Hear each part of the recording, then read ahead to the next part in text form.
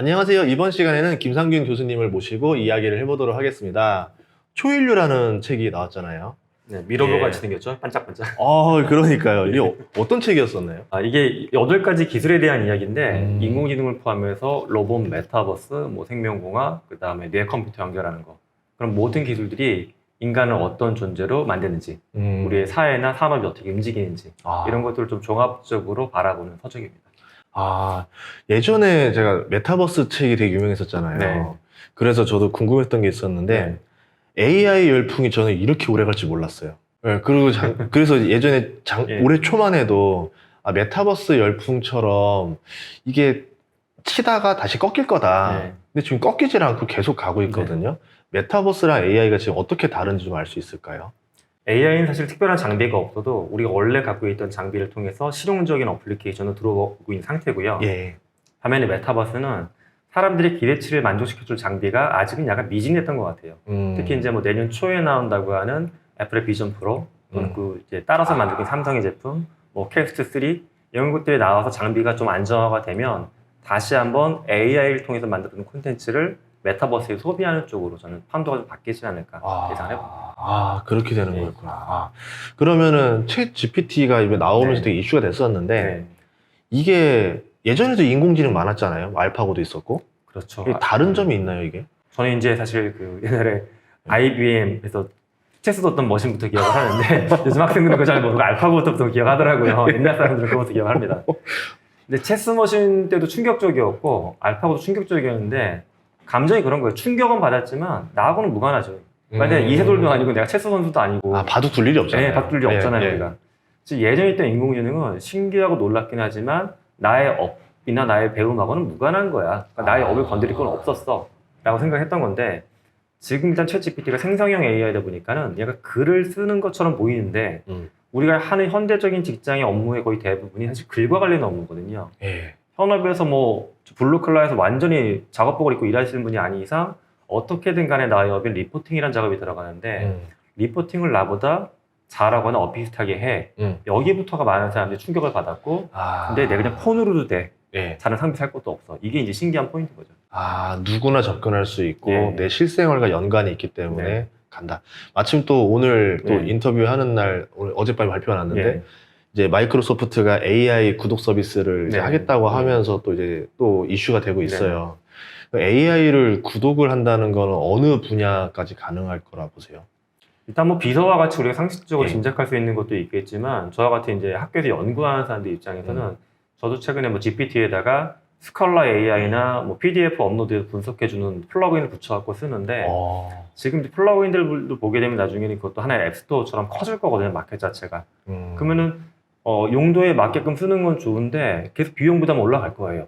또 이것도 구독형 형태를 해가지고 일정 개수를 쓰게끔 한다든가 일정 횟수를 보장해 준다든가 이렇게 해서 저는 그런 어떤 과금 시장이 형성이 될까 예상합니다. 그리고 이제 AI가 그러면 가장 먼저 돈이 되는 시장이 우선은 뭐 이런 뭐 어떻게 오피스? 네네. 이런 쪽 시장이 될 수도 있다 보시는 거네요. 그러면 그렇죠. 사실 문서나 정보를 다루는 모든 시장에 다 들어갈 수가 있다고 보는데 사실 의외의 마켓들도 있어요. 일본 같은 경우에는 일단 AI가 발전되면서 산업화, 기계 쪽이나 로봇 쪽에 접목하는 시도들이 나오고 있고 반대로 또 우리나라에서는 좀 그런 연구를 별로 할 필요성 자체가 별로 없는 것 중에 뭐 메뚜기 떼가 출몰하거나 또는 부족한 항공사진을 바탕으로 지리 정보를 유추하는 거. 우리나라 그런 정보들은 충분하고 예를 들어 메뚜기 떼 출몰하는 사건 자체 별로 없으니까 안 하는데 아프리카에서는 이제 이런 것들을 연구하는 데 있어서도 인공지능 기술을 적극적으로 쓰기 시작했습니다.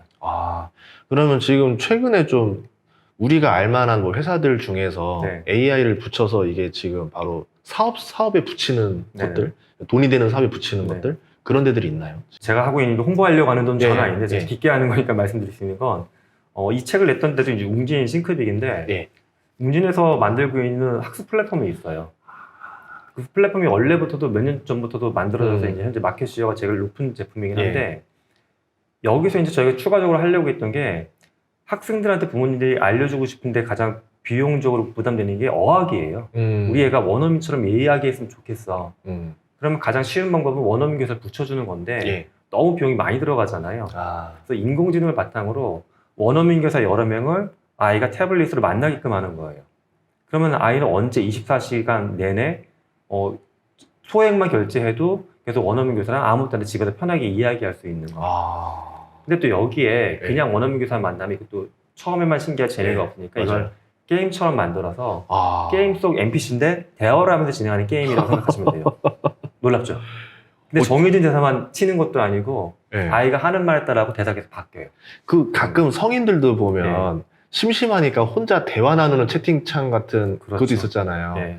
그게 게임화 된다는 거잖아요. 그렇죠. 근데 또 채팅이 아니라 말로 하는, 듣고 말하는 형태로 하는 것이고 이제 3차원으로 그림이 뜨니까 네. 공간도 이동하면서 NPC랑 호흡도 하고 미션도 해결하고 이런 걸 이제 개발을 하고 있습니다. 그러니까 와. 어학교육 분야에서 원래 할 수 없던 시도를 AI가 들어오면서 저희 팀이 준비를 해보고 있어요. 용준하고 같이. 그러면은 교육 시장부터 AI가 먼저 들어오게 되고 그쪽이 이제 그럼 교육 시장이 어떻게 보면 가장 보수적인 시장이었었잖아요. 근데 오히려 AI를 제일 먼저 만나는 곳이 되겠네요. 의외의 포인트긴 한데 사실 그런 게 교육의 사실을 개인화시켰을 때 가장 효과가 높은 건 예전부터 정설인데 개인화가 과외인데 과외를 받을 수가 없잖아요. 그렇죠. 그러니까 그 부분에 인공지능을 통해서 와. 개인화된 과외, 피드백, 자기 수준에 맞는 학습 빈도를 잡아준다. 굉장히 효과가 좋아지죠. 와. 그러면 그 다음으로 또 좀 타격을 받을 만한 교육 다음으로도 여기도 조심해야 돼 이런 분야가 있을까요? 뭐 순서가 있다기도 현재 같이 진행되고 있는 프로젝트를 자주 보게 되면 금융계나 또 통신업계를 보게 되면 콜센터에 대한 인력이나 비용이 크잖아요. 예, 그렇죠. 근데 그들이 지금 보게 되면 이제 사람 콜센터가 있고 ARS로 응답해주는 게 있는데 이 ARS를 통한 고객 만족도가 굉장히 낮아요. 흔히 뭐 농담 삼아 수문장이라고 보거든요. 전화가 오면 문제를 해결해 주는 게 아니라 사람을 못 만나게 막고 있는 서비스. 계속 뺑뺑이 돌리면서 맞아요. 시간만 끌고. 예. 근데 여기에 이제 사람처럼 대화하면서 버튼 1번, 2번이 아니라 대화하면서 문제를 해결할 수 있는 게 들어오면 와. 두 가지를 뭉쳐버리는 게 되겠죠. 와. 그래서 콜센터를 갖고 있는 국내 대규모 기업들이 많은데 다 이것에 대한 관심들이 굉장히 많고 일부 프로젝트들이 이미 시작이 좀 됐습니다. 아, 그렇게도 볼 수 있겠구나. 예. 최근에 저도 네이버 보니까 뭐 댓글들 보면은 진짜 AI가 다른 광고 댓글들이 있더라고요. 그래서 느꼈던 게 이거 광고 시장에도 들어올 수 있나 AI가? 그럼요. 그렇게 생각해요? 이미 뭐 특히 인플루언서나 전문 블로거들 중에는 국내나 해외도 마찬가지인데 자기 포스팅하는 것들을 인공지능 도움 받아가지고 수르륵 만들어요. 그 다음에 거기에 자기 취향 쪽으로 조금만 바꿔갖고 업로드 속도를 높이는 이런 분들이 많이 나타났습니다. 그러면 이게 시장의 규모만 해도 벌써 적은 게 아니잖아요. 지금 나눈 얘기들만 그렇죠. 해도. 뭐 교육, 그다음에 콜센터, 광고 엄청난 시장이 다 들어가고 있는 거죠. 근데 이게 다 어떻게 보면은 인력 기반의 사업들이었잖아요. 사람이 하는 일들이었는데 그만큼 실업자들도 계속 이렇게 나올 수 있다라는 뜻이네요. 사실 이 세 직종의 공통점을 보게 되면 교육이긴 하지만 어학교육이 대화해 주는 것이 어찌 보면 약간 매뉴얼화된 거예요. 그 교재를 놓고서 보통 수업을 하니까. 그리고 또 콜센터를 보게 되면 동일한 업무를 굉장히 많은 사람이 하고 있죠. 그리고 또 이 직군의 특성을 보게 되면 감정 노동이 심한 직종이에요. 사람을 상대한다, 가르친다 이런 거는 감정적으로 스트레스 받을 일이 많죠. 이 세 가지 특성을 갖고 있는 업무를 갖고 있는 기업들은 AI에 대해서 다 관심을 갖고 있습니다. 대체하기가 좋거든요. 와. 왜냐하면 지금 자동화가 돼서 이제 무인 편의점도 나오기 시작하고 무인 가게도 나오고 AI도 나오고 이제 그러면 나중에 생각하는 고민이긴 하겠지만 그럼 나중에 우리 이제 자녀들 이제 졸업하고 대학 나오고 나서 어디에 취업해야 되냐 이런 얘기들도 연관이 될 것 같은데 어떻게 생각하세요? 제가 책에서도 뭐 배움이나 아이들의 직업에 대한 이야기도 다뤘는데 요즘에 시도교육청이나 학부모님들이 그 질문을 정말 많이 하세요. 그러니까 이전까지는 아까 얘기했던 알파고까지만 봐도 우리 아이가 바둑 안 둘 거니까 무관해 하고 행복하셨는데 맞아요. 지금은 우리의 법대 보내려고 했는데 뭐 외국에서 뭐 변호사를 대리라는 게 나온다고 하고 우리 애가 월가 가서 하려고 뭐 아이비리그 경제학과 가려고 했는데 월가 어널리스트들도 블룸버그 GPT하고 경쟁하는 시대가 왔다가 자꾸 나오니까는 도대체 뭘 시켜야 될 건지에 대한 딜레마를 갖고 계시는데 저는 일단 좀 희소식 비슷하게 말씀드릴 수 있는 건 이거예요. 인간의 직업이 소멸되는 게 아니라 대체되는 겁니다. 그러니까 소멸이라는 거는 직업의 기수가 줄어드는 것만 자꾸 따지는데 그게 아니라 원래 직업이 사라지고 새로운 직업이 생겨요. 1차 산업혁명 뭐 이런 것 때처럼요. 그렇죠. 산업혁명이라면 계속 그랬던 거잖아요. 우리가 방직기나 방적기로 그건 생각하는 기계도 아니었지만 몸 쓰는 기계였는데 증기기관이 나오기 전까지 사람이 다 달라붙어서 인력을 했던 건데 증기기관 나오면서 우리가 일거리를 빼앗기는 것 같지만 오히려 의료산업이 더 확대를 되면서 농업에 종사하던 사람들 도시로 올라와가지고 공장에서 일하기 시작한 거거든요. 즉 저는 모든 사람은 역사 중 계속 그랬기 때문에 네. 우리는 우리의 새로운 역할을 충분히 만들어낼 수 있다라고 믿습니다. 아, 그러면 저도 이제 궁금한 어떤 직무 새로 생겨날 만한 직장 중에 좀 샘플링 있을까요? 저는 최근에 가장 기업들 그 경영자들 만나면 많이 좀 설득하거나 가이드를 드리는 게 조직 내에서 감정을 측정하거나 분석하거나 대응하는 인력들이 있는지. 이게 무슨 말이냐면 이거예요. 좀 규모가 큰 직장은 지금도 저런 관이 있어요. 뭐 상담하는 분도 있고 있죠. 직원들의 감정 상태를 체크하는데 산업화 시대는 그게 아예 없던 거였어요. 근데 어느 순간 직원들의 스트레스 수준이나 갈등 관리를 잘 안 해주게 되면 성과가 뚝뚝 떨어지고 사람이 떠난다는 걸 우리는 알 거거든요. 근데 지금도 이 부분에 대한 관리는 굉장히 미흡해요. 여러 가지 논문이나 연구 실적들을 보게 되면 그래서 미래 조직에는 인공지능을 통해서 인간의 감정을 관리하기는 쉽지 않아요. 특히 유럽에서는 그런 접근을 아예 금지하기 시작을 했고 그렇기 때문에 인간의 감정을 읽고 써서 문제를 해결하는 이런 것과 관련된 직군들이 전 사람의 역할로 더 많이 증가하지 않을까. 그래서 제 주변에 있는 분들한테도 여쭤보게 되면 미래의 유망한 직종 중에 자꾸 저런 걸 많이 꼽으세요. 뭐 전문직 중에서 의사 중에는 정신과, 그다음에 심리치료사, 심리상담사 이런 것들. 네. 좀 그렇게 좀 바라보고 있습니다. 아, 어떻게 보면은 이제 그 감정은 AI가 할 수 없는 거잖아요. 그렇죠. 그리고 감정을 그런 것 같아요. 기계를 통해서 제 감정을 측정하는 건 기술적으로는 가능해요. 근데 문제는 감정을 측정했을 뿐이지 기계가 저한테 공감을 한 건 아니에요. 측정과 공감은 다른 거거든요. 공감이란 말은 얘도 감정이 있어서 저하고 똑같은 감정을 느꼈다라는 거고 측정은 너는 지금 불쾌감이 5, 유쾌감이 3이구나라는 거 수치로만 보여주는 건데 이거 갖고 얘가 나한테 솔루션을 제시하는 게 인간한테 과연 어떤 임팩트가 있을까? 좀 낮을 거라고 봐요. 이런 상태는. 알겠습니다. 예. 그 이제 AI 붐으로 인해서 이제 반도체라든가 양자 컴퓨터까지도 이제 관심이 커지고 있는데 이 분야에 대해서 어떻게 생각하시는지 좀 궁금하거든요. 사실 뭐 최근에 엔비디아가 이렇게 쭉쭉 올라가는 데는 GPU가 원래 뭐 블록체인 SE에다가 이제 AI를 넘어오면서 힘을 발휘하고 있는 건데 반도체 마켓은 더 커질 수밖에 없다라고 봐요. 근데 이제 모든 게 커진다라기보다 그러니까 양적으로는 다 팽창하는 게 맞는데 질적으로는 당연히 GPU나 NPU 쪽 시장이 커지는 건 맞는 것 같고요. 양자 컴퓨팅은 저런 부분이 있어요. 우리가 컴퓨팅 파워가 계속 좋아지긴 했는데 지금 인공지능 파운데이션을 다루는 기업들이 겉으로 좀 내세우지 않으려고 하는 것 중에 하나가 저도 뭐 예를 들어 챗 GPT를 한 달에 $20 쓰고 있는데 근데 정말 싸다고 생각을 해요. 왜냐하면 들어가는 뒤에 거를 보게 되면 이거 사실 한 10배 내도 안 되는 상황인 것 같은데 그 많은 컴퓨팅 파워랑 전력, 냉각수를 다 쓰고 있는 건데 이 원가로 감당이 안 될 정도로 뒤에서 마이너스를 보고 있는 거거든요. 이는 결국 장기 투자인데 뭐에 대해서 기대하고 있는 거냐면 컴퓨팅 인프라가 성능이 급도로 좋아지는 거. 그러니까 양자 컴퓨팅이 하나의 일례죠. 그럼 대충 뭐 양자 컴퓨팅이 원래는 2030년 정도를 좀 범용화 시점으로 봤는데 최근에 보면 그게 뭐 1년, 2년 점점 당겨지고 있어요, 예측이. 또 얼마 안 남았죠. 그러면 이제 생길 수 있는 현상이 지금보다 컴퓨팅 파워는 몇백 배 정도 올라가요. 반면에 또 거기에 들어가는 비용이나 공간이나 이런 거는 몇 분의 1로 다운사이징이 됩니다. 그러면 지금 정도 갖고 있는 만약 클라우드나 그런 데이터 센터 크기만 봐도 지금보다 훨씬 더 많은 양의 우리가 AI를 써도 충분히 감당할 수준으로 되는 거죠. 그럼 이제 지금 이제 그런 비용 문제나 에너지나 뭐 냉각수의 문제 많은 것들이 풀리리라 예상합니다. 아, 그러면 이제 챗 GPT를 나중에 $20로 한다면 사람이 적응되면 비용을 올려서 돈을 버는 개념이 아니라 이 그 제조 단가를 떨어뜨리는 방법으로 해서 수익을 낼 수가 있게 된다. 지금 사실 그 인공지능 파운데이션이 어떤 분들 그 얘기도 하세요. 우리나라들이나 다른 기업들이 막 만들지 않냐고. 근데 파운데이션 하나 만드는 게 어마어마하게 많은 투자가 필요하거든요. 리스크도 크고. 그래서 전 세계에서 몇십 개가 나올 수 있는 건 아닌 것 같아요. 뭐 가늠하기 정확히는 어렵지만 아무리 많이 나와도 20개 안쪽으로 나올 거라고 봅니다. 그렇게 되면 결국 몇 개의 파운데이션이 시장을 약간 도미넌트한 쪽으로 가는 건데 그들도 당연히 모든 플랫폼 시장 그랬듯이 시장의 주도권을 쥐기 위해서 초기에는 출혈하면서 이거 시장을 버티고 있는 겁니다, 현재는. 그럼 이제 이 AI를 나중에 이제 하게 되면 클라우드 사업과도 연관이 있나요? 그렇죠.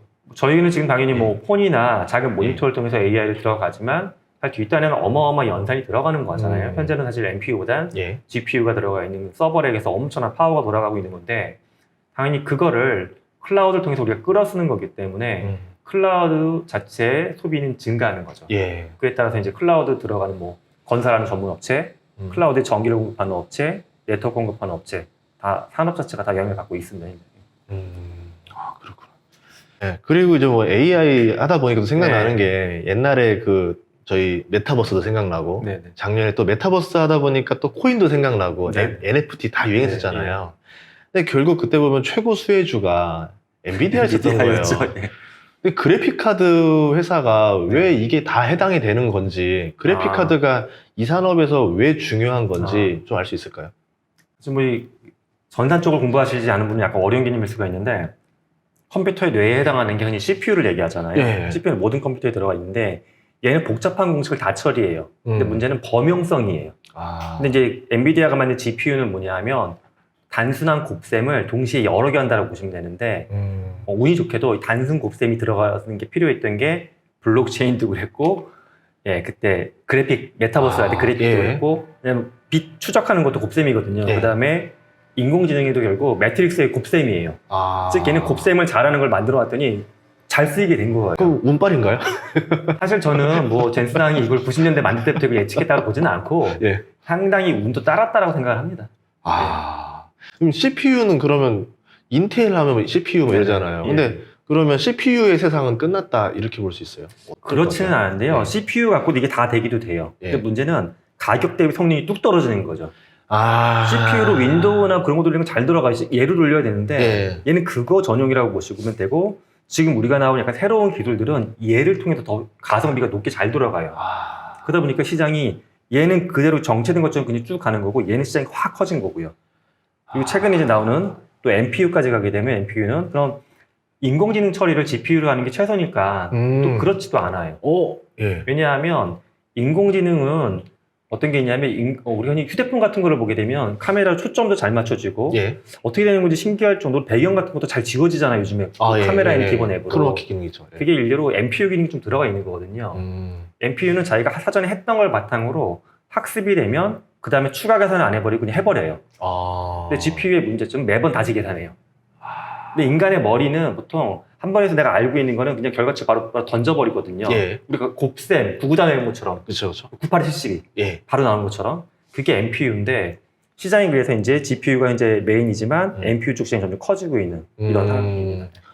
NPU를 그러면 뭐 만들고 있는 회사가 우리가 알만한 회사 중에 있어요? NPU는 사실은 몇몇 회사가 하고 있는데 그 회사 얘기도 좀 조심스러운 다 작은 회사? 좀 작은 회사들 치고 올라오는 거여서 작은 회사들이구나.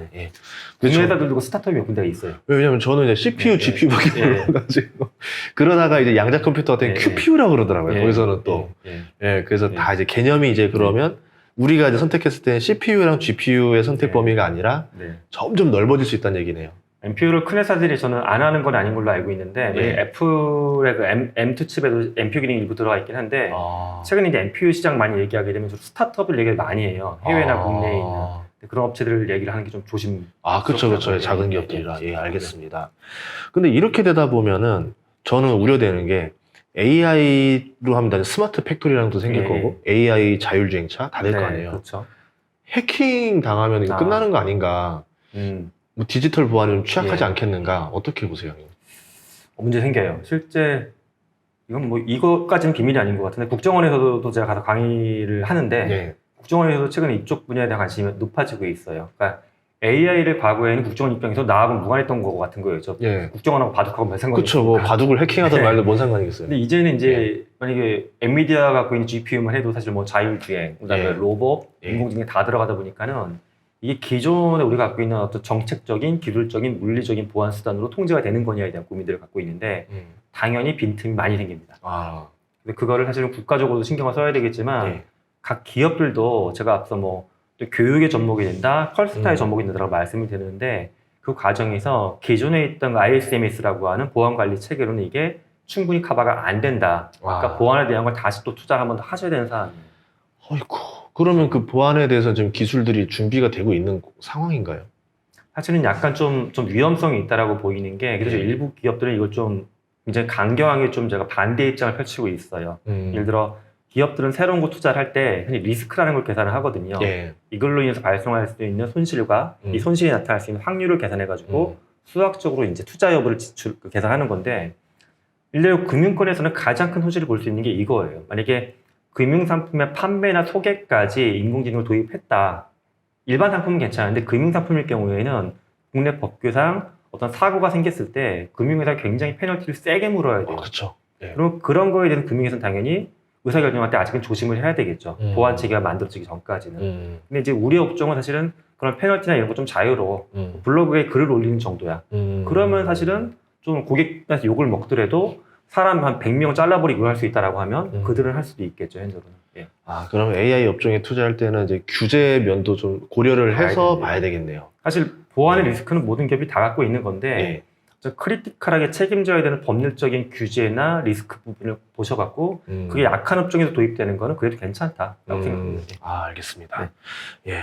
그리고 책에서 나왔던 것 중에서 디지털 치료제라는 이야기가 있었는데 이게 뭔가요? 디지털 치료제는 사실 제가 올해 CES 갔을 때도 몇 군데 좀 재밌는 걸 봤어요. 좀 재밌게 본 것 중에 이렇게 VR 같은 거 뒤집어 쓰게 되면 CES가 거의 난장판이거든요. 올해 같은 사람 너무 많이 와가지고 막 옆에서 핫도그 먹고 아저씨 누워있고 이러는데 명상하는 걸 했어요. 거기서 명상. 오. 딱 쓰고 이제 씬을 고르는데 폭포. 저는 한 번도 그걸 해본 적은 없는데 우리가 이제 뭐 이렇게 무협지 같은 거 보면 폭포 밑에서 수련하는 거 나오잖아요. 있죠. 마치 폭포가 있더라고요. 딱 앉았더니 막 소리가 나고 옆에 핫도그 냄새가 나긴 나는데 거기 앉아있는 느낌이 나요. 뭐 그런 것처럼 해서 인간의 어떤 정신적인 건데 마음적인 거 일례로 유럽에서는 몇 년 전부터 이런 건 시도가 되고 있어요. 일례로 출산하는 산부인과 그 산모들한테 원래 진통제 같은 걸 쓰는데 진통제가 이제 산모나 아이한테 또 안 좋을 수도 있잖아요. 산모들이 가급적 덜 쓰고 싶거든요. 고통을 오니까. 그래서 어떤 걸 시도하냐면 VR을 뒤집어 씌워주고 사전에 체크업을 해서 이 산모가 가장 정서적으로 안정감을 느낄 수 있을 만한 걸 경험시켜주는 거예요. 일례로 신혼여행 갔던 공간 같은 걸 보여주거나 뭐 그런 거 해서 또는 나이가 많이 들면 특히 남자들 같은 경우에 뭐 비뇨기과 시술 같은 거 받으면 요도관 같은 거 꽂을 때 고통이 극심하다고 하더라고요. 그런 거에서도 이제 그런 기법을 써요. 특히 또 최근에 이제 최근은 아니고 재작년 정도에 미국에서 이제 시행되기 시작한 게 그 아이들 ADHD. 거기에도 이제 비디오 게임인데 얼핏 보게 되면 우리가 했을 때 비디오 게임인데 그게 ADHD를 약이나 다른 의사 매번 만나지 않아도 처방되는 비디오 게임으로 해서 즐기면 질병이 좀 약화되는 거 이런 것들. 또 인간이 결국 무언가를 경험하게 되면 몸과 마음이 바뀌거든요. 근데 그런 경험을 디지털적으로 만들어준다라고 보면 되겠습니다. 좀 비행기 안에서 보면은 좀 약간 공황장애처럼 사람들 견디기 힘든 사람들 많잖아요. 맞아요. 그런 사람들한테는 또 VR을 줘가지고 편안하게 해주는 것도 그렇죠. 괜찮을 것 같아요. 수면 유도를 좀 해줄 수 있다던가. 디지털 치료제가 근데 극단적으로 보게 되면 이게 외국에서는 약간 저런 사례가 좀 나오긴 했어요. 디지털 약간 마약. 디지털적인 자극을 통해서 아직까지는 일반적으로 복용하는 마약 수준까지는 안 갔지만은 굉장히 좀 말초적인 자극을 줘가지고 시도하는 사례들도 나오고 있어서 사실 꼭 이 부분에 대해서도 이제 사실 관계기관의 규제나 그런 게 필요하고요. 국내에서도 식약청에도 굉장히 관심을 많이 갖고 있다라고 알고 있습니다. 애플 프로, 애플 비전 프로. 비전 프로 있죠. 이게 지금 또 이제 어떻게 될지도 궁금해하는데 소비에 관심 가죠. 어떻게 보세요? 괜찮을 것 같아요? 일단 많은 분들이 비판하는 포인트가 몇 가지가 있어요. 일단 너무 비싸다. 뭐 그거야. 스타트 가격이 450만 원인데 애플인데요. 액세서리 붙이면 또 한 500 될 거잖아요. 그게 있고 생각보다는 그래도 좀 무겁다. 무겁다. 애플이 무게를 정확하게 발표하진 않았어요. 왜냐면 그들은 이제 약간 뭉개는 게 뭐냐면 앞으로 좀 더 경량화 시킬 거야. 한 6개월 남았으니까. 근데 대략 보면 현재 한 450g에서 500g 사이로 많이 알려져 있긴 해요. 그러면 우리가 일반적으로 쓰는 안경이 뿔테 안경이 좀 무거운 게 한 100g짜리 된다고 보시면 돼요. 꽤 무거운 건 맞아요. 이거가 있고 근데 또 장점을 보게 되면은 성능이나 그런 거는 기존에 있던 그 어떤 상업용 디바이스보다 압도적으로 좋아요. 압도적으로. 일례로 기존의 VR 장비를 우리가 늘상 썼을 때 힘든 것 중에 하나가 내가 쓰고 있다가 옆에 사람이 왔을 때 이걸 벗고서 뭘 해야 되거나 하는 게 굉장히 불편했는데 얘는 그 아이사이트라는 기능을 넣었어요. 굉장히 돈을 많이 투입을 해서 옆에 사람이 오게 되면 이건 불투명한 렌즈예요. 근데 겉에도 디스플레이가 있어가지고 제 얼굴 표정, 이 눈 부분을 보여줘요, 상대방한테. 그럼 낀 상태로 대화가 되는 거예요, 물리적인 사람하고. 그리고 기존에 이제 애플은 핵심이 엄청나게 많은 앱들을 갖고 있잖아요, 경쟁적인 앱들을. 그걸 싹 다 초기부터 여기 다 뒤집어 씌워주는 겁니다. 그리고 당연히 애플답게 서드파티 개발자들을 초기에 물밀듯이 들이밀어가지고 수많은 3D 기반 앱들을 만들어주겠다. 포석을 하고 있어서 저는 개인적으로는 이게 좀 시장에 좋은 평가를 받을 것 같아요. 그러면 예전에 오큘러스 예. 그 메타 쪽도 그게 있었잖아요. 퀘스트2 프로 예. 있었죠. 그럼 이거랑 차이점이 많이 있어요? 일단 견줄만한 제품이 현재 나온 제품도 있지만 퀘스트3가 연말 예. 정도에 나오면 아마 시차가 한두 달 정도 갭으로 나올 것 같아요. 근데 퀘스트3하고 애플 비전 프로를 놓고 보게 되면 일단 가격이 가장 극단적인 차이가 납니다. 7분의 1이에요. 오. 얘는 $499, 3499. 그럼 퀘스트 3를 좀 많이 구매하지 않을까요? 그래서 저커버거도 네. 얘기를 많이 해요. 우리는 대중적인 거고 이건 좀 그렇다. 니치 마켓이고 또 저커버거 강조하는 게 우린 컨트롤러 지니까 이게 훨씬 정밀하지 이거 뭐냐라고 하는데 네. 일장일단이 있어요. 일장일단이 있는데 저는 가장 극단적인 건 이건 가격 경쟁력은 있는데 컨트롤러가 있어서 네. 기본 제어가 좀 편하게 되는 것도 있고 네. 하지만 손에 막상 이거 쥐고 움직이는 것도 생각보다 불편한 점이 많이 있거든요. 그럼 이렇게 못 쥐고 네. 다니잖아요. 예. 맞아, 이런 게 안 돼요. 예. 또 스트랩을 꼈다 뺐다 하는 것도 굉장히 예. 불편하고. 그러니까 가격을 지워버리고 놓으면 솔직히는 저는 비전 프로 쪽이 훨씬 더 승산이 높고, 또 하나는 둘 다 플랫폼 기업이라고 우리가 생각할 수는 있는데 메타 쪽은 소프트웨어 기반의 소셜미디어 플랫폼인데 하드웨어 사업을 한 번도 안 해봤던 기업이 하면서 계속 지금 고전 중인 거거든요. 근데 애플은 원천적으로 플랫폼을 갖고 있으면서 여기서 앱도 유통을 했고 수많은 하드웨어를 유통했던 비즈니스 기업이에요. 그쵸, PC 만들었잖아요. 또 되게 네. 재밌는 게 예. 메타의 고객들이 있죠. 페이스북이나 인스타그램을 쓰는 사용자들이 예. 그런 메타를 사랑하느냐?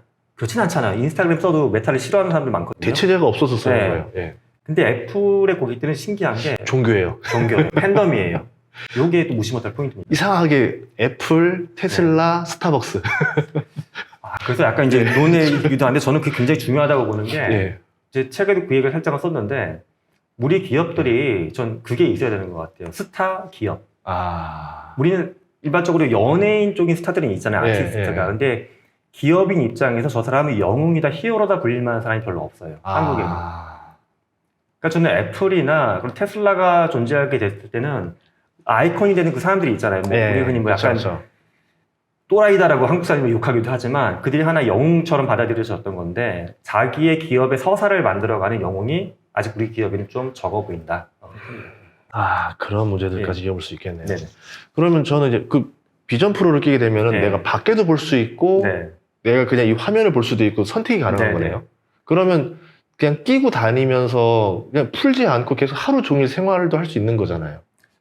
기술적으로는 그래요. 네. 기술적으로는 걔가 이 크라운이 있어서 사실 예. 저는 그것도 좀 현명한 선택인 것 같은 게 메타퀘스트는 그게 버튼식이 아니라 이걸로 컨트롤을 해가지고 추가용으로 볼 건지 이것만 볼 건지 결정하는 방식이었어요. 근데 막상 쓰다 보게 되면 이거 전환이 굉장히 급속하게 일어날 필요성이 있거든요. 예.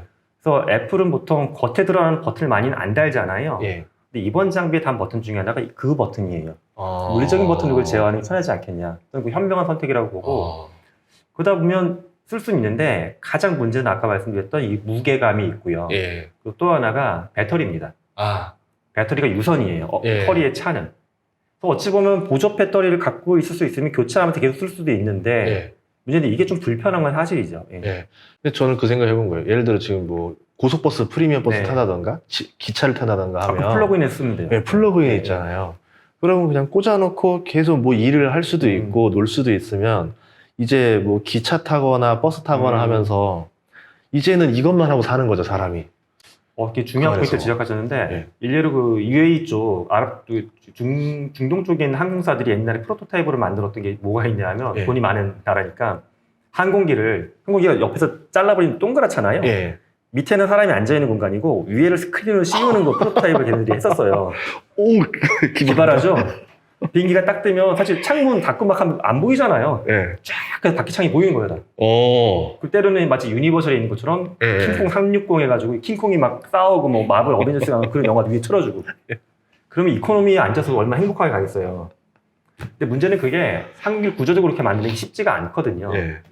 근데 애플이 전적인 현명한 이름을 붙인 것 중에 하나가 좀 얄밉기도 하지만 메타버스라는 말을 안 쓰고 스페이셜 컴퓨팅이라는 말을 썼어요. 우리가 하는 거. 근데 여기 전 두 가지 의미가 있는데 공간 위에 컴퓨팅을 올리는 겁니다. 모니터 막 띄워서 이것도 있지만 스페이셜 컴퓨팅에 담긴 또 하나의 숨은 의미는 컴퓨팅을 통해서 공간을 만들어줄 거예요. 이 의미도 담겨 있는 거예요. 이코노미석 요만큼이지만 이걸 쓰는 순간 200인치 모니터를 보면서 미국까지 갈 수 있어요. 이거거든요. 예.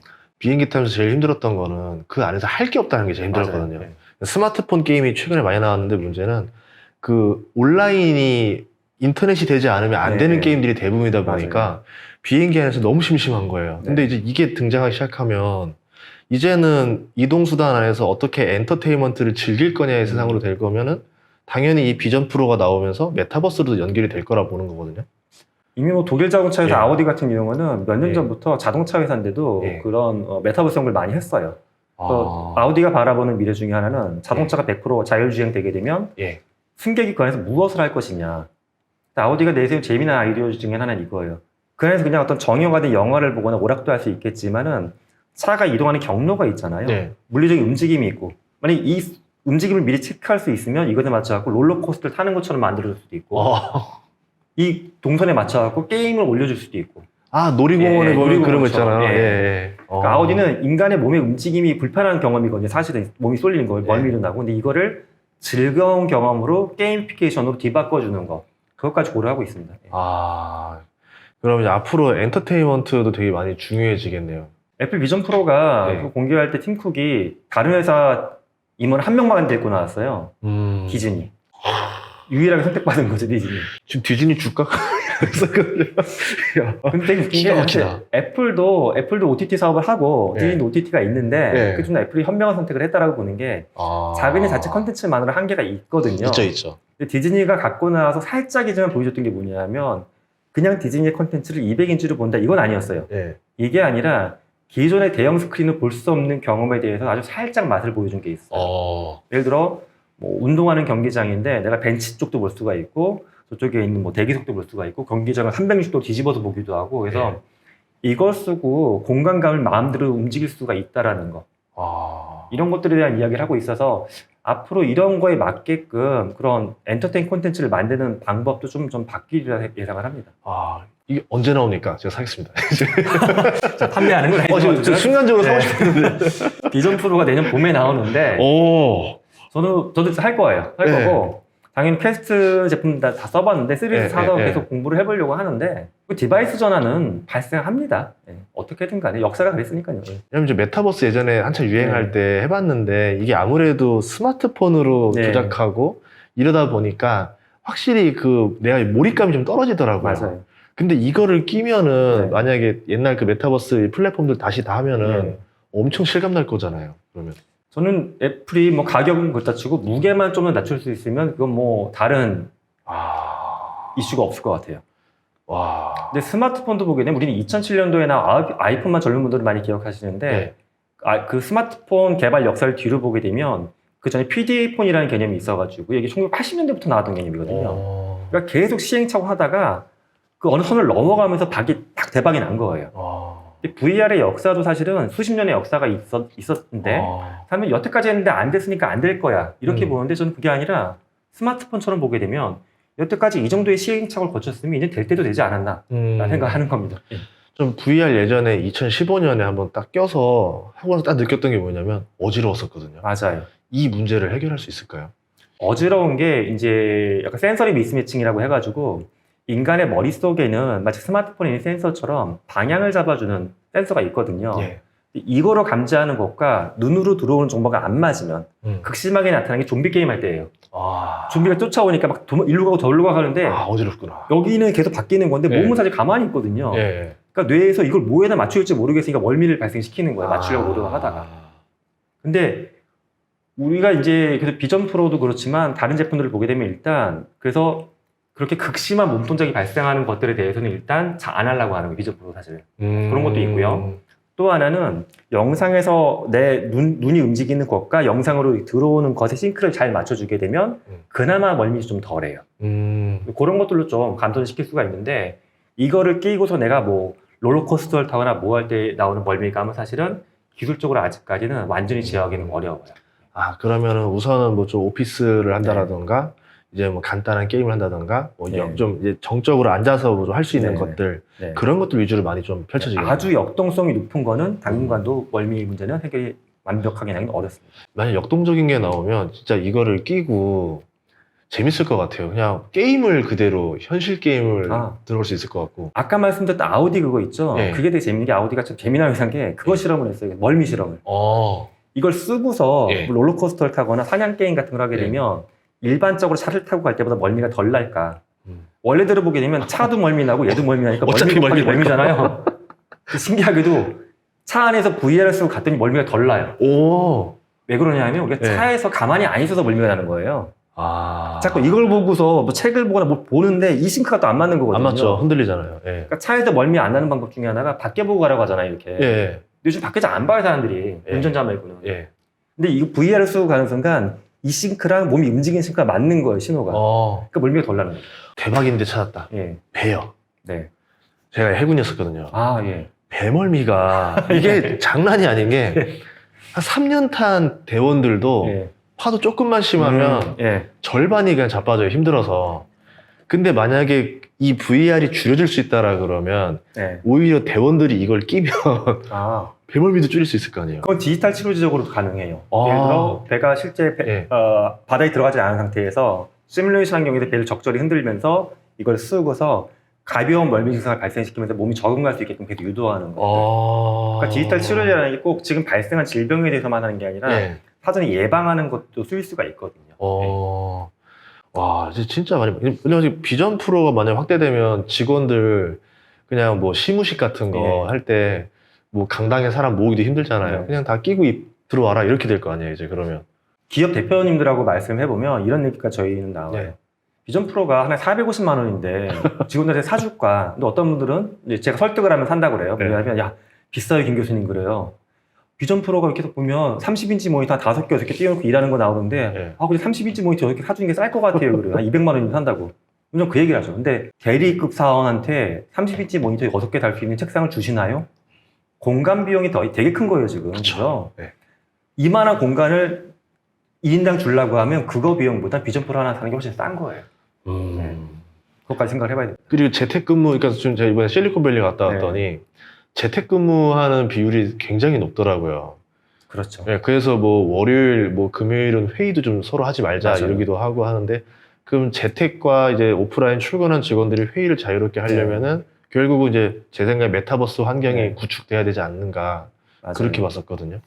특히 이제 재택 환경에서 중요한 게 한국은 아직까지 집단주의 문화가 강하기 때문에 다시 돌아와 한 박 돌아오는데 네. 그는 개인주의 문화가 강하다 보니까 돌아오라고 해도 딴 데로 돌아갈래 이러거든요.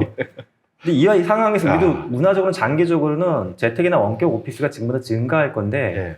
중요한 그 원격 상황에서 업무 효율이 떨어지는 가장 큰 문제는 커뮤니케이션 상황에서 인간의 감정적인 교감력이 떨어져서 그래요. 그러니까 내가 뭐 예를 들어 카카오톡으로 뭘 보내고 문자를 보내면 좋습니다가 진짜 좋은 건지 아닌지 잘 모르거든요.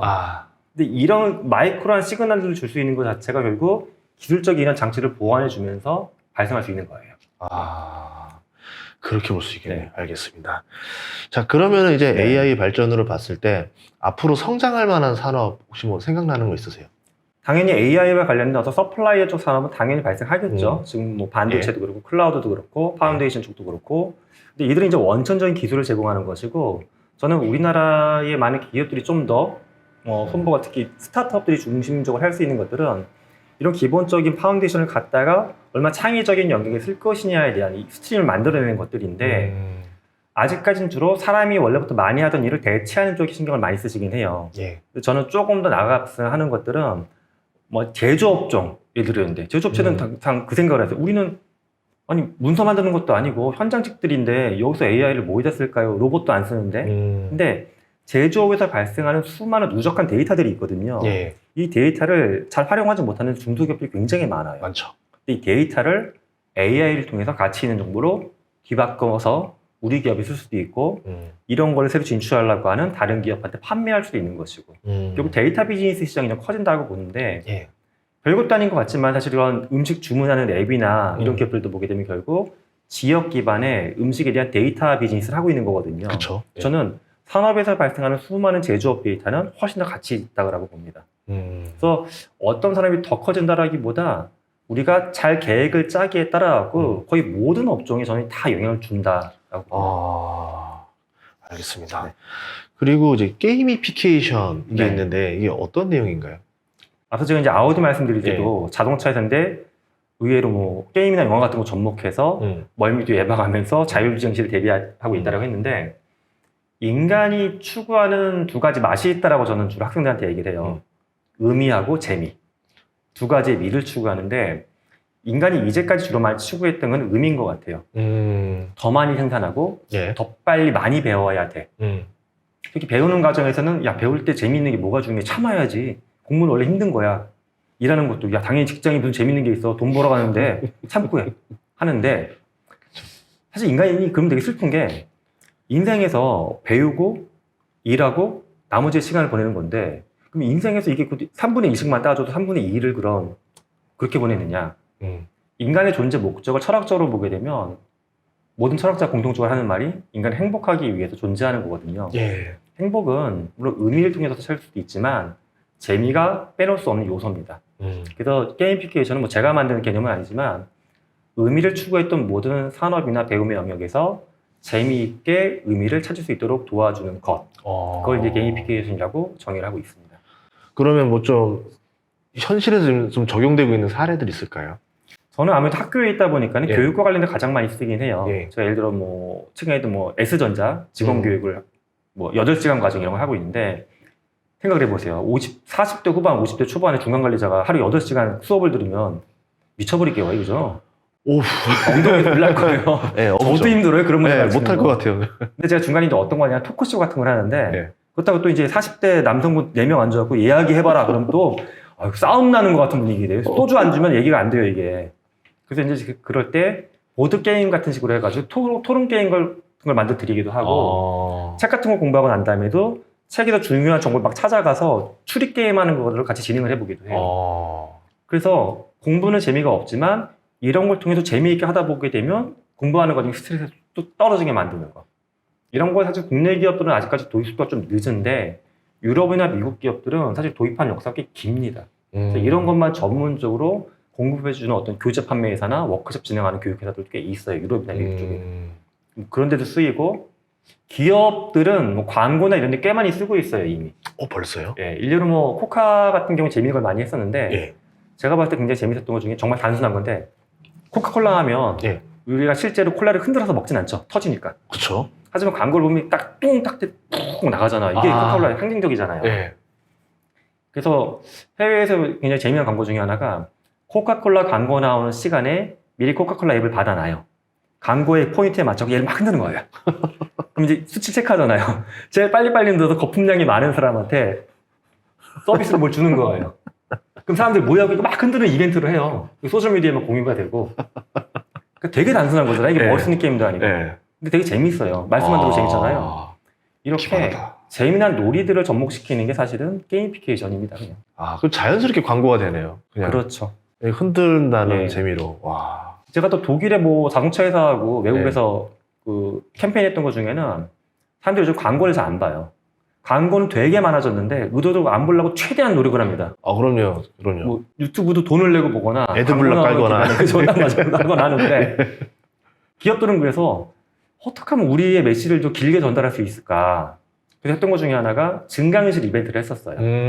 몇 시간 동안 유럽의 특정 도시에서 몇천 명의 어른이 들어가는 술래잡기 게임을 한 거예요.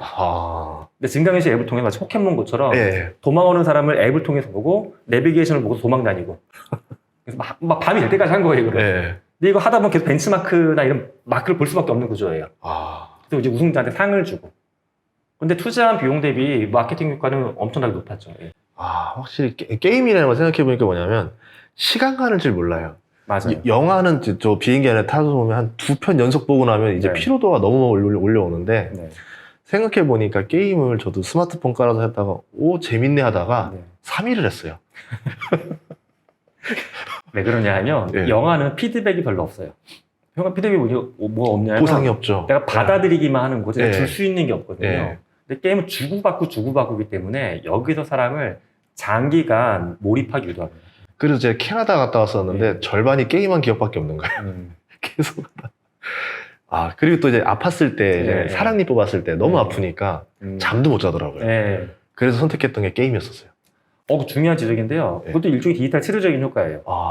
이게 정말 제가 쉬운 하나의 예를 보여드리면 약간 시청자들이 혹시 나이가 좀 드신 분이면 뭐 예. 애니팡이나 테트리스와 같은 오리지널 아케이드 게임 아실 거 아니에요. 알죠. 예. 이런 게임만 즐겨도 예를 들어서 직장을 상사한테 깨졌어. 리포트 잘못 써왔다고.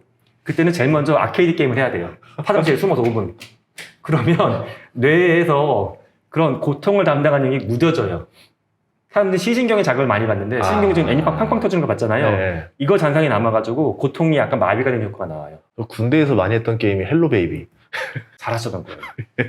실제 디지털 치료제라는 감이 그러니까 되게 복잡한 게 아니라 네. 이런 메커니즘을 잘 활용하는 거예요. 아, 몰랐어요. 아, 네. 그런 거였었구나. 네. 아. 의학적으로도 그러니까 타당한 경험이에요. 아까 그 이 뺐는데 게임에서 괜찮아지고 뭐 이런 것들이. 그 덕분에 제가 헬로 베이비 세계 4위까지 찍었었어요. 일 하나 뺐으면 1등까지 가실 수 있을 텐데요. 스트레스 하도 심해가지고, 예. 다음번에 일 한번 더 빼보시는 걸로. 알겠습니다. 아, 알겠습니다. 그러면 이 게임 산업이 결국은 단순하게 게임으로 가지 않고 다른 산업들이 연결이 계속 되잖아요. 네네, 맞아요. 어떻게 확장이 될까요? 근데 사실 뭐 저희는 한국인이니까 한국 게임 산업 잘 됐으면 좋겠고, 뭐 개인적으로 저희 큰아이도 게임에서 개발자기는 해요. N모사의 개발자인데. 오, 왜 판교? 근데 조금 안타까운 건 국내 게임 회사들은 오리지널 게임 장르에서 안 벗어나려고 하는 것 같아요. 그분들만의 장르적인 어떤 철학도 있고 고집도 있는데 그게 나쁜 건 아니지만 산업의 저변을 확대시킨다는 측면에서 조금 안타까운 게 있어요. 국내 게임이 엄청 기술도 좋고 이야기를 풀어내는 능력도 좋은데 너무 오리지널 게임만 만들고 있고 교육이나 앞서 얘기했던 뭐 디지털 치료제나 또는 어떤 물류나 운동 쪽하고 접목시키는 시도들 이런 거는 잘 안 하고 있거든요. 그런데 우리가 앞서도 얘기했던 디즈니아 사례만 봐도 디즈니아가 애플 비전 프로가 붙게 되면 이게 그냥 일방적으로 이렇게 보고 돌려보는 것만 할 것이냐, 당연히 게임과 디즈니 콘텐츠가 묘하게 섞인 것들과 해서 당연히 나올 거예요. 그러면 인간이 쓸 수 있는 시간은 줄어드는 거죠. 예. 게임에 쓸 수 있는 시간은. 예. 그러면 결국 우리의 고객들이 뺏길 수밖에 없거든요. 그러니까 우리의 게임 시장을 지키기 위해서도 저는 게임이 다른 산업과 손을 잡는 시도는 많이 해야 된다라고 생각합니다. 아, 저는 오늘 이제 1시간 정도 이제 대화를 네. 하면서 느꼈던 게 이게 정말 범위가 넓구나. 이게 네. 적용될 곳들이 이제 한두 군데가 아니구나. 그러면은 뭐 저는 당연히 주식쟁이다 보니까 이게 연관되는 기업들이 막 떠오르고 네네. 뭐 소비자 입장에서는 이게 AI를 접하고 메타버스를 접하고 게임을 접하는 이제 이 장소가 굉장히 늘어나겠구나라는 생각이 들었습니다. 그러면 이제 게이미피케이션 같은 경우 이제 기초가 될 만한 게이미피케이션 기초가 될 만한 산업 네. 생각하신 거 있으세요? 사실 이제 적용은 다양한 데도 있지만 게이미피케이션이 뭐 원천 그대로 게임파이, 그러니까 게임에서 게임처럼 만드는 걸로 나온 거다 보니까 원천 기준은 다 게임 쪽이에요. 또 그래픽이나 소프트웨어를 만들고 스토리텔링을 할 수 있는 것들. 네. 국내에다 게이미피케이션을 잘하는 기업들을 보게 되면 게임 회사에 있던 인력들을 그러니까 안고서 그 작업들을 하는 거거든요. 그래서 사실 이 산업을 키우기 위해서도 게임에 관련된 산업이 어떤 전문성이나 인력을 양성하는 것들을 더 만들긴 해야 됩니다. 예. 다만 그들이 원천적인 게임에만 들어가지 않고 다른 산업하고 손을 잡을 수 있는 이 부분에 좀 무언가를 만들어내는 거. 저는 여기에 핵심이 있다고 봅니다. 아, 굉장히 중요한 포인트인 것 같아요. 왜냐하면 명작이랬던 게임들 보면은 다 또 그런 것들과 연관된 돼서 시작된 것들도 많았었거든요. 네네. 아, 알겠습니다. 오늘 1시간 동안 네. 오늘 1시간 동안 시간 내주셔서 감사합니다. 고맙습니다. 네, 즐거웠습니다. 예.